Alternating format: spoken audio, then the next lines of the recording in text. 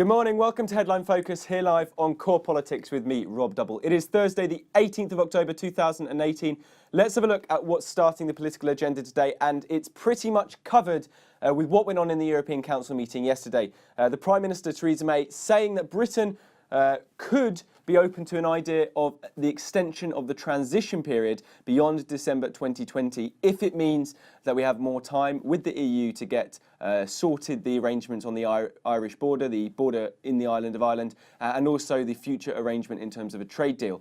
Now, this would be hopefully something the Prime Minister wants to break the negotiations and break the impasse which has happened in the negotiations. There's been a stagnation.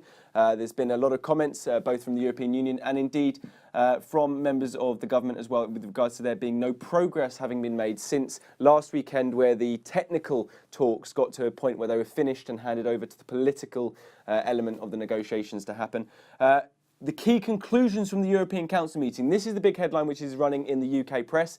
There are actually a couple of other points as well. The EU, very interestingly, Donald Tusk, the European Council President, but also a lot of the leaders as well of the EU 27, said Theresa May brought no new ideas to the table with regards to sorting out the stagnation in the Irish border talks. Theresa May reportedly gave a 15-minute speech and called for courage, trust and leadership on all sides in the final weeks of the negotiations, but did not provide what Donald Tusk had said he wanted to see, which was concrete proposals and more creative ideas or creative solutions to how to get past what are the differences, strident differences between the UK and the EU as how to resolve the Irish border issue. There also significantly was an agreement that at the moment there will not be a November Brexit summit. Now, there was a lot of reports saying that this was kind of going to happen in one form or another, that in November there was going to be another special summit of EU leaders where the Brexit negotiations were going to come to an agreement. That very much looks like it's not going to happen. The next scheduled EU Council summit now remains December the 13th and 14th, and that looks like the now date where there's going to be the crunch moment for the negotiations in terms of finalising a deal.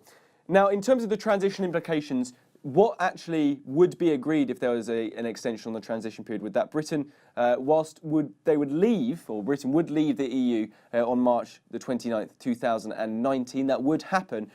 Technically, the UK would still have to abide to EU rules, EU regulations, stay very much tied to the single market and the customs union, and pay into the EU budget until the end of 2021. Now, that's at least £10 billion a year. I say 10 billions because there's also reports coming through this morning, I think particularly in the Sun newspaper, that EU officials might demand that Britain loses its multi-billion-pound rebate during the transition period, which could push the total EU budget contribution the EU would have to give on an annual basis to above or to 50% higher at least. Now, this whole idea of extending the transition period, that does not sit well, of course, for some Conservative MPs and some other MPs as well, who want to see Brexit completed, the will of the people satisfied, and not to have a limbo period or extend any limbo period where there's further uncertainty, particularly for the UK markets and indeed global markets who have dealings in the UK. Nadine Dorries called on Theresa May to stand aside, reports are today, and also reports Andrew Jenkins, another Conservative MP, describing the extension proposal as completely ridiculous. This hasn't been confirmed yet. This is simply something which both sides, both the EU and the UK, have now said is a possibility. Now we wait to see in the next few hours, maybe a few days, possibly even weeks, whether that will actually happen, whether the transition period will be extended. But certainly something out of the council meeting was one of the key big lines you should know about. Next up, a report which has come from the Policy Institute, or survey by the Policy Institute at King's College London with Ipsos Mori, as well as others, saying that nearly half, 44% of the UK population, expect the UK to leave the EU in March 2019 without a deal in place. If you have a look at this first chart as well, you can see the breakdown.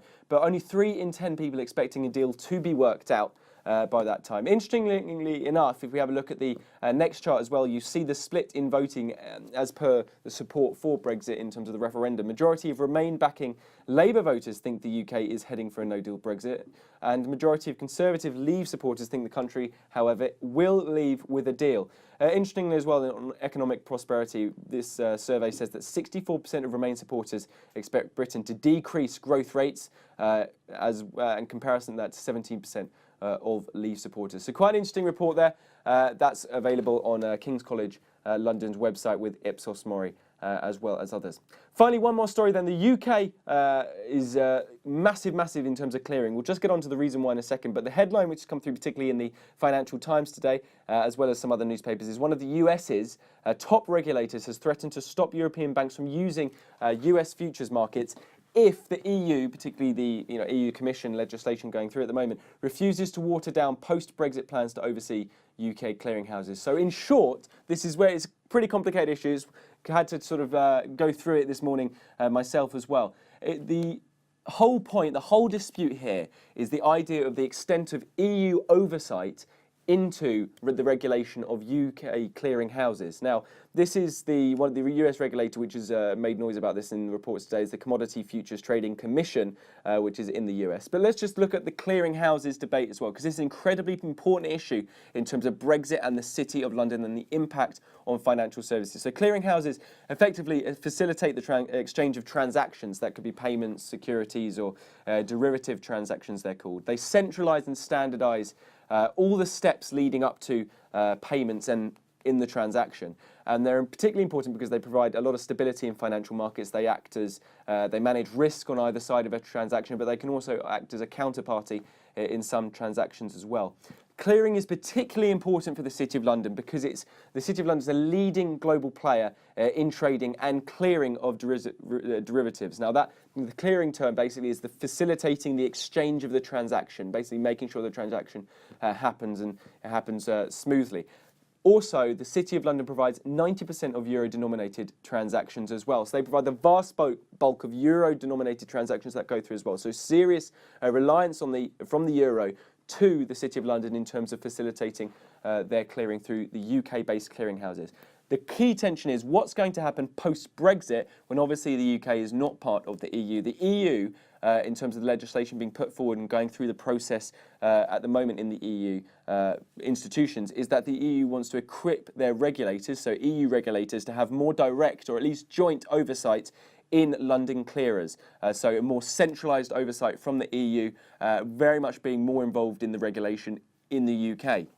Now that the Commission's package of reforms currently going through is a little bit controversial in terms of member states are divided over the implications this could have. But certainly one aspect of this is that the US, or at least in this case, one of the US top regulators is uncomfortable with the extent of the proposals being put forward and is therefore, saying this is, well, in terms of the quote, there's Christopher Giancarlo, who's head of the Commodity Futures Trading Commission, saying in the FT, EU plans were completely irresponsible and could be met with a stern reaction from Washington. This could be a really interesting story, and indeed a really interesting dispute happens for financial services in the UK, which is such an important and big part of the economy. But check that out on the Financial Times. That's mainly being reported there. It's being reported in other places as well, but really interesting story. Also to read up about what the impact of clearing is in terms of the UK economy, in terms of financial services, but also the dispute that's happening at the moment post-Brexit, which is involving more than the UK and more than the EU, but also bringing in the US as well. That's pretty much it for today. You're up to date. Don't forget you can find all the latest on what we're doing here on Core Politics on our Facebook page and Twitter right here. We'll be back on Monday to give you all the latest to start the week as to what's happening with the political agenda. See you then.